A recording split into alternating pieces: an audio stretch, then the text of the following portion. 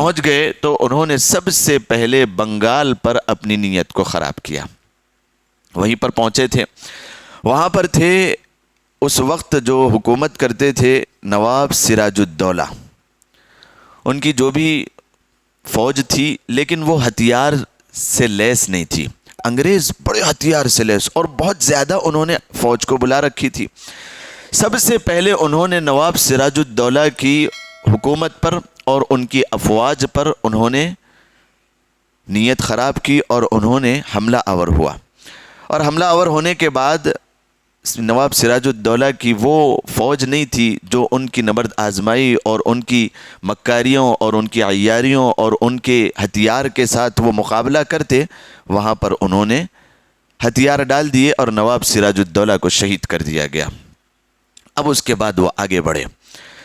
آگے بڑھتے بڑھتے انہوں نے ہندوستان کے ہر سٹیٹ میں اپنا ایک سکہ جمانے کی کوشش کی اور اپنی فوج کو لگاتے رہے. سب سے پہلے جب دیکھا یہ ساری چیزوں کو تو علماء کرام بات کرنے کے لیے چلے. انگریزوں سے بات کرتے کہ بھئی کیا ارادہ تمہارا ہے؟ تو انہوں نے کہا کہ ہم بات کرنے کے ارادے میں نہیں ہیں. ہم تو یہ چاہتے ہیں کہ اب ہندوستان کے سارے لوگوں کے دین اور اسلام جو مسلمان ہیں ان کے لیے اور جو ہندوستانی بھائی ہیں ان کے لیے بھی سب سے بہترین مذہب اب جو ہوگا وہ عیسائی کلچر ہوگا اور اب ہم انہیں عیسائی بنانا چاہتے ہیں. تو جیسے ہی علماء کرام نے سنا تو سب سے پہلے علماء میں فتویٰ دینے والے محدث دہلوی شاہ عبدالعزیز محدث دہلوی رحمۃ اللہ علیہ نے فتویٰ جاری کیا. تاریخ کو پڑھنا ہمارے لیے ازحد ضروری ہے. اسکولوں میں آج کل واضح طور پر سنیں، ہم بھی شاید پڑھ کے آئے ہیں، اسکولوں میں جو تاریخ پڑھائی جاتی ہے چند گنے چنے ایسے لوگوں کے نام لیے جاتے ہیں جنہوں نے حصہ تو لیا تھا آزادی کی کارروائی میں، لیکن اس بات کو کبھی بھی نہیں چھپایا جا سکتا ہے. ڈنکے کی چوٹ پر آیا ہے یہ بات. جس طریقے سے سورج نکلتا ہے ساری دنیا والوں کو پتہ چلتا ہے کہ ہاں سورج نکلا ہے. کسی اندھے کو بھی جس کو کم نظر آئے 1% بھی نظر آتا ہو اسے یوں نہیں کہا جا سکتا ہے کہ ابھی اندھیرا ہے. سورج نکل کر جس طریقے سے روشن ہو جاتا ہے ٹھیک اسی طریقے سے یہ بات دنیا والوں پر آیا ہے کہ مسلمانوں نے آزادی میں اور علماء کرام نے آزادی میں خاص طور پر جو کارنامے انجام دیے ہیں وہ کوئی اور قوم کسی اور مذہب نے انجام نہیں دیے ہیں. اور جب ہم پڑھتے ہیں کتابوں میں اسکولوں میں تو کسی ایک مسلمان کا نام لکھا ہوا نہیں رہتا ہے. تاریخ کو مٹانے کی کوشش کی جا رہی ہے، حالانکہ ان پیپر کے کاغذوں سے کبھی خوشبو آ نہیں سکتی. جس طریقے سے پیپر کے کاغذ کے پھولوں سے خوشبو آ نہیں سکتی، ٹھیک اسی طریقے سے یہ بنی بنائی تاریخ سے کبھی بھی حقیقت کو چھپایا نہیں جا سکتا ہے. شاہ عبدالعزیز محدث دہلوی رحمۃ اللہ علیہ نے فتویٰ جاری کر دیا کہ انگریزوں کے ساتھ جہاد کرنا فرض ہے ہر مسلمان کے اوپر. یہ بات ایسی بجلی کی طرح سارے ہندوستان میں پھیل گئی، کیونکہ اس وقت ہندوستان صرف ہندوستان جو آج کا جتنا ایریا ہے اتنا نہیں تھا، بلکہ افغانستان، پاک پٹن اور ساری کی ساری یہ چیزیں بھی ہندوستان ہی کا حصہ تھی. ساری یہ فتویٰ پھیل گیا اور علماء اکرام خاص طور پر نکل گئے. اور اس کے بعد شاہ عبدالعزیز محدث دہلوی کے بعد ان کے شاگرد شاہ اسحاق محدث دہلوی، اس کے بعد شاہ اسماعیل سعید رحمۃ اللہ علیہ، اور پھر دارالعلوم دیوبند کے خاص طور پہ علماء میں مولانا نانوتوی رحمۃ اللہ علیہ، اور پھر شاہ عبدالرشید گنگوہی رحمۃ اللہ علیہ، اور شیخ الاسلام امام حسین رحمۃ اللہ علیہ. یہ سارے کے سارے میدان میں اتر گئے. اور تاریخ میں جو لکھا ہوا ہے، اپنے ٹوٹے پھوٹے ہتھیاروں کے ساتھ شاملی کے میدانوں میں جب علماء کرام اترے ہیں تو ایک انگریز اس زمانے کا لکھتا ہے کہ میں نے اپنی آنکھوں سے جو دیکھا ہے، تیز رفتار گاڑیوں میں بیٹھ کر میں دہلی سے جب نکلا لاہور تک تو کوئی ایک درخت ایسا نظر نہیں آتا تھا، کوئی ایک ایسی شاخ مجھے نظر نہیں آئی جس پر کوئی عالم دین کو پھانسی نہ دے دیا گیا ہو. ایسے سخت مظالم کیے گئے ہندوستان کی آزادی میں، اور یہ آزادی میں علماء نے خاص طور پر جو حصہ لیا اس کی بنیادی وجہ کیا تھی؟ یہ بنیادی وجہ میں انشاءاللہ آپ کو بتاؤں گا۔ ایسے زبردست مظالم ڈھائے گئے کہ خاص طور پر علماء کو قید کیا جانے لگا اور زبردست تکلیفیں دی جانے لگی، ان کے اوپر بڑے مظالم ڈھانے لگے، یہاں تک کہ لکھا ہوا ہے کہ عالم دین کو پکڑا جاتا اور انہیں بد جانور کی کھالوں میں سی دیا جاتا اور پھر انہیں انگاروں میں ڈھکیل دیا جاتا، علماء کو قید کیا جاتا اور پھر انہیں زندہ آگ میں ڈھکیل دیا جاتا، علماء کرام کو قید کیا جاتا اور انہیں پھانسی کے پھندوں پر لٹکا دیا جاتا، اور علماء اتنی یہاں تک بھی تیار تھے کہ شیخ الاسلام حسین احمد مدنی رحمۃ اللہ علیہ جب کراچی کے ایک عدالت میں موجود ہے، وہاں پر اور بھی کچھ مولانا محمد علی جوہر بھی وہاں پر موجود ہے، اور انگریزوں نے وہاں پر ایک عدالت لگائی ہوئی ہے، اس میں اعلان کیا گیا کہ حسین احمد، تم نے یہ فتویٰ دیا ہے کہ مسلمان انگریزوں کے ساتھ جہاد کریں ہندوستان کے آزاد کرانے کے لیے، کیا تم نے یہ فتویٰ دیا ہے؟ تو شیخ فرماتے ہیں، امام حسین احمد مدنی رحمۃ اللہ علیہ فرماتے ہیں کہ انگریز تو کیا پوچھتا ہے؟ انگریز کی آنکھوں میں آگ ڈال کے ان کی حکومتیں ہیں، عالم دین یہ کہتے ہیں کہ تو یہ کہتا ہے کہ میں نے یہ فتویٰ جاری کیا ہے کہ مسلمان انگریزوں کے خلاف جہاد کریں گے اور ہندوستان پیارے ملک کو آزاد کرائیں گے، میں نے فتویٰ دیا تھا، نہیں دیا تھا بھی اور دے رہا ہوں، آئندہ بھی جب تک جان میں جان باقی رہے گی، آخری خطرہ میرا جب تک زمین پر ٹپک کر ختم نہ ہو جاؤں اس وقت تک میں یہ فتوے کی تائید کرتا رہوں گا، اور میں آج بھی یہی کہتا ہوں کہ مسلمانوں کو انگریزوں کے خلاف جہاد کرنا فرض ہے۔ انہوں نے اس میدان میں اور وہاں پر انہوں نے اس بات کو کہہ دیا۔ تو جیسے ہی انگریز نے سنا، وہاں پر محمد علی جوہر رحمہ اللہ بھی تشریف فرما تھے، وہ فوراً اپنی جگہ سے اٹھے اور وہاں پر جا کے حسین احمد مدنی رحمۃ اللہ علیہ سے کہنے لگے کہ دیکھو، آج ایک حکمت کے تحت، مصلحت کے تحت اپنی بات کو واپس لے لو، بات کو بدل لو ایک مصلحت کے تحت، تاکہ ہم آئندہ چل کے اس بات کو پھر واضح طور پر ایک پری پلان کریں گے۔ تو امام حسین رحمۃ اللہ علیہ فرماتے ہیں کہ یہ جو میرے بغل میں کپڑا ہے یہ کوئی اور کپڑا نہیں ہے، بلکہ یہ میرے کفن کا کپڑا ہے، موت کو ساتھ لے کر آیا ہوں، یہ انگریز سے میں ڈرنے والا نہیں ہوں۔ اللہ تبارک و تعالیٰ کی یہ حکمت تھی، اللہ کا یہ فیصلہ تھا کہ فیصلہ کوئی پھانسی کا تو نہیں ہوا لیکن قید کرنے کا فیصلہ ہوا۔ ایسی صعوبتیں، کالے پانی کی صعوبتیں برداشت کرنی پڑی، اور ایسی جیلوں میں ان کو تکلیفیں دی جاتی اور ایسے مظالم ڈھائے جاتے، لیکن پھر بھی وہ اس بات سے پیچھے نہیں ہٹے، انہوں نے اس بات کا اعلان کیا۔ اس کی وجہ کیا تھی کہ علماء کرام نے خاص طور پر مولانا نانوتوی رحمۃ اللہ علیہ کے متعلق آتا ہے کہ جب ان کے گرفتاری کے وارنٹ جاری ہوئے، 3 دن تک آپ قید ہو گئے، یعنی قید ہونے کا مطلب چھپ گئے۔ تیسرے دن آپ دارالعلوم دیوبند کی کسی جگہ پر آپ چھپے تھے، پھر واپس باہر آ گئے۔ تو لوگوں نے پوچھا کہ حضرت آپ کے گرفتاری کے وارنٹ جاری ہوئے ہیں، بہتر ہوتا کہ آپ چھپ جاتے جہاں پر آپ چھپے تھے، یا پھر ہمارے گھر چلتے، ہم آپ کو حفاظت میں لے لیتے۔ تو امام نانوتوی رحمۃ اللہ علیہ فرماتے ہیں کہ ایک سنت کے ادا کرنے کا مجھے موقع ملا تھا۔ غار ثور میں اللہ کے نبی علیہ الصلاۃ والسلام جب چھپے تھے، ان کفار مکہ کے اور کفار قریش سے چھپے تھے، تو 3 دن تک آپ چھپے تھے، چوتھے دن آپ باہر آ گئے تھے۔ اس سنت کے پر عمل کرنے کا مجھے جب موقع ملا تو میں نے عمل کر لیا۔ 3 دن سے زائد میں چھپا رہوں، یہ نانوتوی کی جان برداشت نہیں کر سکتی ہے۔ فوراً آپ باہر آ گئے۔ گرفتار کرنا ہو کرے، پھانسی کی سزا سنانا ہو سنائے، مجھے انگاروں میں ڈالنا ہو ڈالے، مجھے زندہ درگور کرنا ہو کرے، لیکن اب میں چھپنے کا ارادہ نہیں کرتا ہوں۔ سنت کو ادا کرنے کا ایک موقع ملا تھا، میں نے ادا کر۔ ایسی آپ نے جانفشانی اور ٹیپو سلطان کے متعلق آپ نے سنا ہے، وہ بھی ایک تہجد گزار اس وقت کے حاکم تھے، بادشاہ تھے. انہوں نے بھی کیا کارستانیاں انجام دی اور کیا انہوں نے اپنی قربانیاں انجام دی. پھر اس کے بعد علماء کرام میں شاہ اسماعیل شہید رحمۃ اللہ علیہ، مولانا رشید احمد گنگوہی رحمۃ اللہ علیہ، مولانا قاسم نانوتوی رحمۃ اللہ علیہ، شاہ اسحاق دہلوی رحمۃ اللہ علیہ، شاہ ولی اللہ محدث دہلوی رحمۃ اللہ علیہ، شاہ عبدالعزیز محدث دہلوی رحمۃ اللہ علیہ، یہ سارے کے سارے علماء کرام یہاں تک کہ توپوں کے سامنے اور ان کے سایوں میں کھڑے ہو کر تکبیر لگاتے اور ان کے توپوں پر چڑھ جاتے اور انہیں اندر ہی مارتے اور اس کو لا کے رشید احمد گنگوہی رحمۃ اللہ علیہ اس وقت کے امیر تھے، ان کے سامنے پیش کر دیتے کہ حضرت ادنا سی خدمت ہے، آپ اس کو قبول فرما لیں. راتوں رات یہ کارنامے انجام دیتے، انگریزوں کے بڑی بڑی مشنریوں کے سامنے کھڑے ہو کر ان سے مقابلہ کرتے اور پھر یہ سامنے پیش کرتے.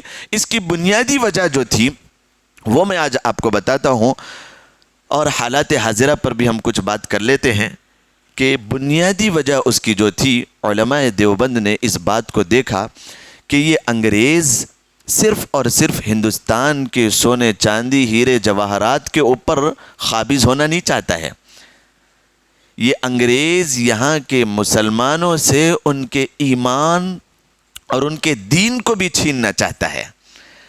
اور بہت سارے پادریوں کو انہوں نے پانی کے جہازوں سے بلا رکھا تھا اور غیروں کو بھی اس میں بٹھاتے اور مسلمانوں کو بھی اس میں بٹھاتے اور یہ بات کرتے کہ یہ دین اور مذہب تمہارے لیے بہتر ہے، اور اگر تم عیسائیت کو قبول کر لیتے ہو تو تمہارے لیے اتنا بڑا بڑا انعام ہوگا. اور بولی لگتی تھی، جتنا بڑا انعام چاہو گے تمہارے لیے مل جائے گا اور تم ہمارے لیے کام کرو گے. جب علماء کرام نے اس بات کو دیکھا تو انہوں نے آگے کی سوچا کہ آج جو ہندوستان میں آزادی کے ساتھ مومن اور مسلمان اپنے سر پر ٹوپی رکھ کر عمامہ باندھ کر نماز بھی پڑھا رہے ہیں، نماز بھی پڑھ رہے ہیں، آزادی ہے انہیں اپنے مساجد میں اذان دینے کی، آزادی ہے انہیں نمازوں کے قائم کرنے کی، آزادی ہے انہیں اپنی کتاب کے چھپانے اور اس کے کلام کے پڑھنے اور پھر اپنے ایمان اور اپنے احکامات خداوندی کو عمل کرنے کے لیے. تو یہ آزادی مل نہیں سکتی تھی مسلمانوں کو جبکہ علماء کرام یہ قدم نہ اٹھاتے. انہوں نے آگے کو دیکھا کہ یہ ساری پابندیاں جب لگ جائے گی تو ہماری نسلیں ایمان اور اسلام سے دور ہو جائے گی، ہماری نسلوں میں انگریزوں کا خون دوڑنے لگے گا اور پھر یہ انگریزوں کے پٹھو ہو جائیں گے. اور ہندوستان اتنا بڑا ملک، یہ مسلمانوں کی حکومتیں 600 سال 800 سال تک ہوئی یہاں پر پھر انگریز اپنی حکومتیں چلائیں گے، انگریزوں کی جو ہے نا حکومتیں چلے گی اور ان کا مذہب اور ان کا کلچر یہاں پر چلے گا. اس بات کو کسی حال برداشت نہیں کر سکتے تھے. اس تہیے کو لے کر، اس جذبے کو لے کر انہوں نے اپنی بیویوں کو بیوہ کیا، اپنے بچوں کو یتیم کیا. میں نے آپ کو کہا کہ 1857 سے لے کر صرف تاریخ میں یہ بات لکھی ہوئی ہے 1857 سے 1947 تک، اس 90 سال کے عرصے میں کم و بیش جو گنتی کی گئی جن کو شمار کیا گیا 5 لاکھ مسلمانوں کو اپنی جان کی قربانیاں دینی پڑی اس ہندوستان کے آزاد کرانے کے لیے. صرف 90 سال کے عرصے میں 5 لاکھ مسلمانوں نے اپنی جان کا نذرانہ پیش کیا جن کو شمار میں لایا گیا. شمار میں کم کو لایا جاتا ہے نا، شمار میں سب کو نہیں لایا جاتا ہے. اب کہیں پر کسی کو شہید کر دیا گیا، کہیں پر کسی کو شہید کر دیا گیا، کہیں پر کسی کو جلا دیا گیا، کہیں پر کسی کو ڈھکیل دیا گیا، انگاروں کے حوالے کر دیا گیا، زندہ درگور کر دیا گیا، اور جس کو جو ہے نا لٹکا دیا گیا. جہاں پر معلوم نہیں تھا وہاں پر انگریزوں نے جو ظلم کیے تھے وہ کسی کو نہیں معلوم ہے، ان کو شمار میں نہیں لایا گیا. شمار میں جن کو لایا گیا صرف 90 سال کے کم عرصے میں 5 لاکھ سے زیادہ مسلمانوں نے اپنی جانفشانی کی اور اپنی جانوں کا نذرانہ پیش کیا اس پیارے ملک کو آزاد کرانے کے لیے. جہاں پر کہیں کھودا جائے گا ہندوستان کی زمین کو وہاں پر مسلمان کا خون نظر آئے گا. جب ہندوستان کو آزادی کی ضرورت پڑی تو مسلمانوں نے خون دیا اور آزادی کے لیے اپنی جان کے نذرانے پیش کیے، اپنی بیویوں کو بیوہ کیا، اپنے بچوں کو یتیم کیا۔ جب ملک آزاد ہو گیا تو یہ کہتے ہیں کہ یہ ملک تمہارا نہیں ہمارا ہے۔ مسلمان آزادی کے ساتھ، اس ہندوستان کے آزاد ہونے سے پہلے بھی اسلام کے ساتھ پوری حقانیت کے ساتھ وہ زندہ تھا اور یہیں پر تھا، اور آج بھی ہے، اور مرتے دم تک، قیامت تک مسلمان یہاں پر آزادی کے ساتھ اپنے ایمان اور اسلام کے ساتھ باقی رہے گا۔ کوئی یہاں سے اس کو نکال نہیں سکتا ہے، کوئی یہاں سے اس کو بھیجا نہیں سکتا ہے۔ یہ آج کل کی جو حکومتیں اور جو کم بیش بالکل آٹے میں نمک کی طرح جو بعض لوگ ہیں جو ایسی ہوائیں چلا رہے ہیں کہ اس گنگا جمنی تہذیب کو اجاڑ کے رکھ دیں گے، ختم کر کے رکھ دیں گے، یہ خیال ان کا کبھی بھی پورا نہیں ہو سکتا ہے، کبھی پورا نہیں ہو سکتا ہے۔ اب ضرورت اس بات کی ہے کہ یہ علماء اکرام نے اتنی قربانیاں دی، اور عام مسلمانوں نے بھی اس ہندوستان کی آزادی میں، ایک تو حدیث ہے حب الوطنی من الایمان، آپ علیہ الصلوۃ والسلام نے جہاں کہیں اپنے وطن کے متعلق بات کی کہ ہم جہاں پر پیدا ہوئے وہاں سے محبت کا ہمارے اوپر حق ہے، اور اس حق کی پاداش میں، اس حق کے لیے ہمیں اپنی جانوں کی قربانی دینی چاہیے، اور اس کے لیے لڑنا بھیڑنا اگر موقع آئے تو اس کے لیے کرنا چاہیے۔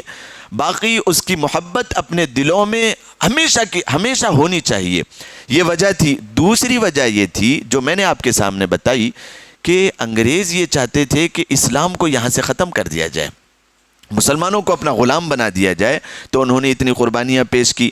اس کے بعد ہندوستان آزاد ہوا۔ اب آج کے مسلمان کی طرف ہم دیکھیں، اتنی قربانیاں دینے کے بعد جب ہندوستان آزاد ہو گیا، ہم آج 26 جنوری، یہ تو یوم جمہوریہ ہے، اسی کے بس 2.5 سال کے بعد، تاریخ سے آپ واقف ہے، وہ تو آپ کو سنانے کی ضرورت نہیں ہے، لیکن مقصد کی طرف میں آتا ہوں کہ جب ہندوستان آزاد ہوا 1947 میں، اس وقت بھی کانسٹیٹیوشن یہ انگریزوں کا ہی چلتا تھا، اور انہی کے جو ہے نا کانسٹیٹیوشن میں سارا ہندوستان ملوث تھا۔ پھر اس کے بعد ہندوستانیوں نے جب انگریزوں سے آزاد کروایا تو بیٹھک کی، بات کی، اور اس کے بعد پھر صاحب ڈاکٹر امبیڈکر صاحب، اور ان کی بھی کوشش تھی، اور بہت سارے لوگوں کی کوششوں کے بعد ایک ہندوستان کا کانسٹیٹیوشن جس کو کہا جائے گا دستور ہند کو انہوں نے لکھا۔ اس کے بعد صرف اور صرف 2.5 سال کے بعد 1950 پہ یہ پھر جو ہے نا اس کو لاگو کر دیا گیا۔ یہ جو دوسری ہندوستان کی عید ہم منا رہے ہیں آج 26 جنوری، 2.5 سال کے بعد وہ کانسٹیٹیوشن کو لاگو کیا گیا، وہ دستور ہند کو لاگو کیا گیا۔ آج اس کو کہا جاتا ہے یوم جمہوریہ۔ پھر اس کی ایک باریکیاں تھی جو یہ الیکشنز وغیرہ ہوتے ہیں، اسی کا نتیجہ ہے۔ جمہوری نظام جو چلتا ہے کہ ہر ہندوستانی کو جو 18 سال سے اوپر ہو جائے اس کو ایک حق حاصل ہوگا ووٹ ڈالنے کا، وہ اپنی طریقے اپنی طرف سے کسی امیدوار کو کہ وہ حق ادا کر سکتا ہے، وہ ہماری آواز کو عوانوں میں اٹھا سکتا ہے، اس کے لیے یہاں سے وہ ووٹنگ کرے گا اور پھر وہ جیت کر آئے گا اور پھر وہ حکومتیں کرے گا۔ یہ نظام ہے، اسی کو لاگو کیا گیا تھا 1950 کے اندر۔ جو تاریخ تھی جس دن لاگو کیا گیا تھا، جس تاریخ کو، وہ آج کی تاریخ تھی 26 جنوری۔ تو میں بتانا یہ چاہتا ہوں کہ اتنی قربانیاں آزادی کے موقع پر جو دی گئی، وہ کیوں دی گئی، اور پھر آج کا مسلمان اس کو کتنا آسانی کے ساتھ لے رہا ہے۔ میں نے کہا کہ 90 سال کے صرف اور صرف کم عرصے میں تاریخ یہ بتاتی ہے کہ 5 لاکھ سے زائد مسلمانوں نے اور علماء کرام نے اپنی جانوں کی قربانیاں پیش کی، اور اڑ گئے تھے، ڈٹ گئے تھے کہ انگریزوں کی آنکھوں میں آنکھیں ڈال کے بات کرتے تھے کہ ہم اپنے کفن کو اپنے بغل میں لے کر آئے ہیں، اپنے کفن کو اپنے سر پر لپٹ کر لے کر آئے ہیں، ہمیں قربان کر دیا جائے، شہید کر دیا جائے، پھانسی پر چڑھا دیا جائے، کوئی غم کی بات نہیں ہے، لیکن ہمارا ارادہ یہ ہے کہ آئندہ نسلوں میں 100 سال کے بعد، 50 سال کے بعد، 200 سال کے بعد ہم یہ چاہتے ہیں کہ ہندوستان میں ہماری نسلوں میں ٹوپی پہننے والا باقی رہے، یہ اللہ کے کلام کو پڑھنے والا باقی رہے، یہ نمازوں کو قائم کرنے والا باقی رہے، ہماری مساجد یہاں پر ہو اور اس کے میناروں سے اذانوں کی صدائیں گونجتی رہے۔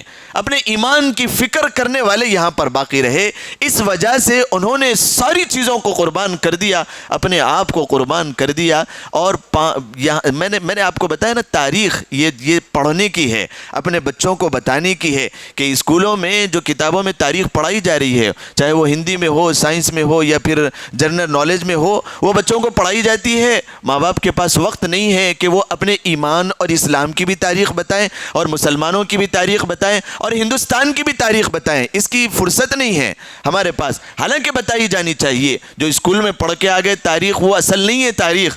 اور جو 26 جنوری اور 15 اگست میں جو پروگرامز اسکولز میں ہوتے ہیں, اس میں تاریخ بتائی جاتی ہے کہ جو ہے نا فلاں فلاں فلاں فلاں فلاں نے آزادی میں حصہ لیا. ٹھیک ہے, انہوں نے بھی لیا تھا, ہندوستانی بھائیوں نے بھی لیا تھا, لیکن یہ بات کبھی بھی اس پر پردہ نہیں ڈالا جا سکتا ہے کہ سب سے بڑا اہم کردار اور سب سے زیادہ شمار میں لائے جانے والی جو تعداد تھی, ڈبل ٹیبل, اگر میں یوں کہوں اپنے الفاظ میں کہ 5 گنا زیادہ اگر کوئی لوگ تھے تو وہ مسلمان اور ایمان اور اسلام کو ماننے والے تھے, جنہوں نے ہندوستان کی آزادی میں اہم رول ادا کیا ہے. یہ بات چھپی ہوئی نہیں ہے, سب کو معلوم ہے, لیکن پھر بھی چھپانا چاہتے ہیں. تو بتائیں اپنی نسلوں کو کہ مسلمان آزادی کے لیے کتنی صعوبتیں برداشت کیا ہے اس نے, اور کیوں کیا ہے. مقصد کی طرف آ جاتے ہیں, اب وقت اوپر ہو رہا ہے. مقصد کی طرف آ جاتے ہیں کہ مقصد یہ تھا کہ رہتی زندگی تک, رہتی دنیا تک, جب تک کہ یوں ایک آدمی کہے کہ میں انڈین ہوں, میں ہندوستانی ہوں, میں بھارتی ہوں, تو وہاں پر کلام اللہ شریف کو آج بھی پڑھا جاتا ہے, نمازوں کو آج پڑھا جاتا ہے. میں اپنے ہی ساتھ کا ایک واقعہ آپ کو سناؤں, اور بڑے خوشی کے ساتھ سناؤں. سعادت کی بات یہ میرے لیے. لاک ڈاؤن سے بالکل 2-4 مہینے پہلے جب رمضان تھا, رمضان المبارک میں ہم عمرے پہ تھے مدینہ منورہ میں. امام علی الحذیفی کم سے کم آج کی تاریخ سے 50 سال سے وہ وہاں پر امامت کر رہے ہیں مدینہ میں. ہمارے استاد کے ساتھ ہم مدینہ المنورہ میں پیچھے کے دروازے سے اندر گئے. وہاں پر جانے کے بعد ہمارے استاد نے کہا کہ حیدرآبادی, ہم کو وہ بولتے تھے حیدرآبادی, اقرأ آیتین, 2 آیتیں شیخ کو پڑھ کے سناؤ. تو وہ میرے لیے تو عید کا دن تھا. میں نے کہا کہ شیخ کو میں پڑھ کے سناؤں. ہاں, اقرأ آیتین بولتے ہی سننا تھا. شروع کیا میں نے, 2 آیتوں کا حکم تھا, میں نے 2 ہی آیتیں پڑھ کے رک گیا. تو وہ شیخ اٹھے, انہوں نے یہاں پر بوسہ دیا اور یہاں پر بوسہ دیا اور کہا حلم جرن, پڑھو. اور ہمارے استاد جو گئے تھے شیخ کو ہندوستان کی دعوت دینے کے لیے اپنے ادارے میں, جامعہ اشاعت العلوم اکل کو, گجرات میں ہماری تعلیم ہوئی ہے, تو وہاں پر آنے کی دعوت دینے کے لیے, اس سے پہلے تک 10 منٹ بات ہوئی, انہوں نے قبول نہیں کیا. لیکن جیسے ہی قرآن سنا تو وہ کہنے لگے کہ ہندوستان میں ایسا قرآن پڑھا جاتا ہے تو میں ضرور ہندوستان کے آنے کی دعوت کو قبول کروں گا. آپ دیکھیں, آپ سنیں, یہ اپنی تعریف نہیں ہے. باہر کے لوگ بھی یہ سمجھتے ہیں کہ یہاں پر آج اتنا زبردست قرآن پڑھا جاتا ہو اور تفسیر پڑھی جاتی ہو اور ایمان اور اسلام کے اوپر بہت ہی زیادہ پابندی کے ساتھ عمل کیا جاتا ہو, یہ مانتے نہیں ہیں. لیکن جب ان کے سامنے یہ باتیں آتی ہیں تو پھر خوش ہو جاتے ہیں. تو ہمیں یہ باور کرانا ہے, نادانی کے ساتھ زندگی نہیں گزارنا ہے. یہ قربانیاں جنہوں نے دی ہے ہندوستان کی آزادی کے لیے, ان قربانیوں کو بر لانا ہے, کام میں لانا ہے. اور وہ اسی وقت ہو سکتا ہے. ان کی قربانیوں کے دینے کا جو مقصد تھا کہ ہماری نسلوں میں ایمان اور اسلام باقی رہے, تو یہ تاریخ سے بھی روشناس کرانا ہے, اور ایمان اور اسلام کے باقی رکھنے کے لیے کلام اللہ شریف سے علم کو حاصل کرنا ہمارا جزو لا ينفک ہونا چاہیے. یہی تو مقصد تھا, یہی آج ان کی دین ہے. وہ لوگ جنہوں نے قربانیاں دی تھی, جو شہید ہوئے تھے, یہی تو مقصد تھا کہ ہمارے ہندوستان میں اسلام باقی رہے اور رہتے جمتا. اور قرآن کریم بھی اسی بات کا درس دیتا ہے. قرآن کریم فرماتا ہے بھائی چارگی کے ساتھ رہتے ہوئے, یا ایھا الناس انا خلقناکم من ذکر وانثی وجعلناکم شعوبا وقبائل لتعارفوا ان اکرمکم عند اللہ اتقاکم. قرآن کریم کی یہ آیت جس کا ترجمہ یہ ہے کہ اے لوگو, ہم نے تمہیں ایک مرد اور ایک عورت سے پیدا کیا ہے. کیسے بھائی چارگی کا درس دے رہا ہے. بھائی چارگی کے ساتھ ساتھ ایمان اور اسلام کے اپنی پختگی کے ساتھ ساتھ دوسروں کو تبلیغ کرنا, دوسروں کو ایمان کی دعوت دینا, اگر یہ چیز مسلمانوں میں آج باقی نہیں رہتی ہے تو پھر دیکھا جائے گا کہ بہت کم عرصے کے بعد، بہت ہی کم وقت کے بعد ایک دوسرے کو ایمان کی تلقین اور ایمان کی فکر اور نمازوں کی فکر اور قرآن کے احکامات کی فکر نہ دلاتے رہیں گے اور پھر حدیث پر یہ عمل نہ کرتے رہیں گے۔ آپ علیہ الصلوۃ والسلام نے جیسے فرمایا تھا کہ کسی برائی کو دیکھا جائے، کسی منکر کو دیکھا جائے تو سب سے پہلے اپنے ہاتھ سے روک دیا جائے، اپنے ہاتھ سے روکنے کی کوشش کی جائے، اور اگر اتنی طاقت نہیں ہے تمہارے اندر تو پھر اپنی زبان سے بول کر اس کو روک دیا جائے اور نیک راہ پر لگانے کی کوشش کی جائے۔ دوسرا سکے کا دوسرا رخ یہ ہے کہ اگر کوئی نیکی نہ کرتا ہو تو ہاتھ سے اس کو پکڑ کر لایا جائے، پکڑ کر لایا جائے۔ سکے کا دوسرا رخ یہ ہے کہ اگر گناہ ہوتا ہوا دیکھا جائے ہاتھ سے روکا جائے، اور اگر کسی آدمی کو دیکھا جائے کہ غفلت کے ساتھ گزار رہا ہے، نماز کے لیے آپ آ رہے ہیں، ہاتھ سے پکڑ کر لالیں ساتھ میں، اور اگر نہ ہو سکتا ہو تو اعلان کرتے ہوئے آئیں۔ صرف مؤذن کی اذان پر اکتفا نہ کریں، کیونکہ بہت دور ہوتے چلے جا رہے ہیں، اذان بھی ہو رہی ہے، نماز بھی ہو رہی ہے، یہاں تک کہ نماز کی قرات کی آواز بھی کان میں پڑ رہی ہے، لیکن کمزور ایمان باقی رہ گیا ہے مسلمانوں کے پاس۔ کمزور، فکر کرنے کی ضرورت ہے ایمان کی پختگی کی۔ وَلْتَكُن مِّنكُمْ أُمَّةٌ يَدْعُونَ إِلَى الْخَيْرِ وَيَأْمُرُونَ بِالْمَعْرُوفِ وَيَنْهَوْنَ عَنِ الْمُنكَرِ۔ یہ اللہ کی چاہت ہے کہ ایک جماعت، ایک ٹکڑی تمہارے اندر ایسی ہونی چاہیے جو ایک دوسرے کے ایمان اور اسلام کی فکر کرے۔ ایک واقعہ سنا کے اپنی بات کو ختم کروں۔ کیا یہ ضروری ہے کہ ہم ایک دوسرے کے ایمان کی فکر کریں اور دعوت دیتے رہیں دوسروں کو کہ بھئی نماز کے لیے، دیکھو بھئی دین کی بات کے لیے چلو، دیکھو بھئی دین کی بات سنو، دیکھو بھئی ایمان کی بات سنو، دیکھو نماز اہم فریضہ ہے، ان من اہم امورکم الصلاۃ، دیکھو بھئی اخلاق بہت بڑی چیز ہے، دیکھو بڑوں چھوٹوں کا ادب احترام بہت بڑی چیز ہے، دیکھو قرآن کریم کی تلاوت بہت بڑی چیز ہے، اس سے احکامات حاصل کرنا، اس پہ عمل کرنا بہت بڑی چیز ہے۔ یہ ساری چیزیں جب آدمی ایک دوسرے کو بتاتا ہے کہ ضروری ہے، تو قرآن کریم بیان کرتا ہے چوتھے پارے میں وَلْتَكُن مِّنكُمْ أُمَّةٌ يَدْعُونَ إِلَى الْخَيْرِ وَيَأْمُرُونَ بِالْمَعْرُوفِ وَيَنْهَوْنَ عَنِ الْمُنكَرِ۔ میری چاہت یہ ہے، اللہ فرماتا ہے میری چاہت، کریٹر آف دا ورلڈ، دنیا کے بنانے والا، ہمارے بنانے والا، ہمارے پیدا کرنے والا یہ بتاتا ہے کہ میری چاہت یہ ہے کہ تم میں ایک جماعت، ایک ٹکڑی ایسی ہو جو ایک دوسرے کو آپس میں دین کی اور ایمان اور اسلام کی دعوت دیتے رہیں۔ آپس میں غیروں کو دینا تو ہے، پہلے اپنے اندر ایمان کی تقویت پیدا کریں، وہ خود بخود اس کی خوشبو پھیلے گی، خود بخود اس کی خوشبو پھیلے گی۔ غیر تک بھی پہنچانا ہے، اگر ہم نے یہ فریضہ انجام نہیں دیا تو پھر یہ واقعہ سن لیں، بات کو ختم کروں گا۔ حضرت جبرائیل علیہ الصلوۃ والسلام کو اللہ تبارک و تعالیٰ نے ایک بستی کے اوپر عذاب لانے کا حکم دیا، اور بستی کے اوپر بہت غصہ تھے۔ اللہ یوں فرماتے ہیں کہ اس بستی کو اٹھا کر الٹا ڈال دیا جائے زمین پر، بڑا خطرناک عذاب تھا۔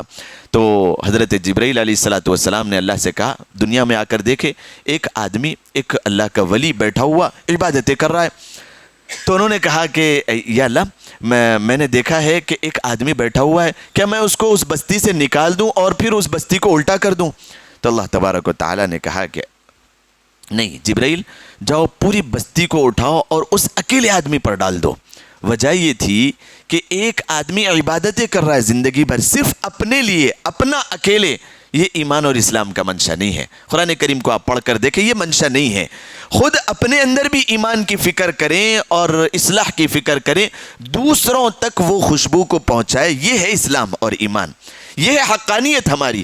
دوسروں تک اگر ہم نہیں پہنچاتے تو اپنے گھر والوں کے لیے تو یہ کہا گیا یا ایھا الذین آمنوا قوا انفسکم واہلیکم نارا، اپنے اہل عیال کے لیے۔ اور دوسری جگہ حدیث میں اللہ کے رسول علیہ الصلوۃ والسلام نے فرمایا کلکم راع وکلکم مسئول عن رعیتہ، جس کو تم جانتے پہچانتے ہو ان کے متعلق سوال کیا جائے گا، پوچھا جائے گا تم سے کیا کیا تھا تم نے، کبھی دعوت دی تھی، کبھی نیک عمل کی دعوت دی تھی، کبھی نماز کی، کبھی روزے کی، کبھی زکوٰۃ کی، کبھی حج کی، کبھی قرآن کی، کبھی اخلاق کی، کبھی تم نے دعوت دی تھی؟ اگر نہیں دی تھی تو پھر اس دن کے لیے تیار ہو جائیں۔ اللہ تبارک و تعالیٰ اپنے ایمان کے ساتھ دوسروں کے متعلق بھی تم سے پوچھے گا۔ شوہر ہے بیوی کے متعلق ضرور پوچھے گا، باپ ہے بچوں کے متعلق ضرور پوچھے گا، نوجوان اولاد ہے تو ماں باپ کے لیے ضرور پوچھے گا۔ ضرور پوچھے گا، اہل خاندان کے لیے ضرور پوچھے گا، اڑوس پڑوس ہے جہاں پر کھانے کا سوال ہوگا کہ ان کے لیے پوچھا تھا نہیں پوچھا تھا، ایمان اور اسلام کے متعلق بھی پوچھا جائے گا۔ کلکم راع وکلکم مسئول عن رعیتہ۔ اللہ تبارک و تعالی ہم سب کو کہنے سننے سے زیادہ عمل کرنے کی توفیق مرحمت فرمائے۔ وآخر دعوانا ان الحمد للہ رب العالمین۔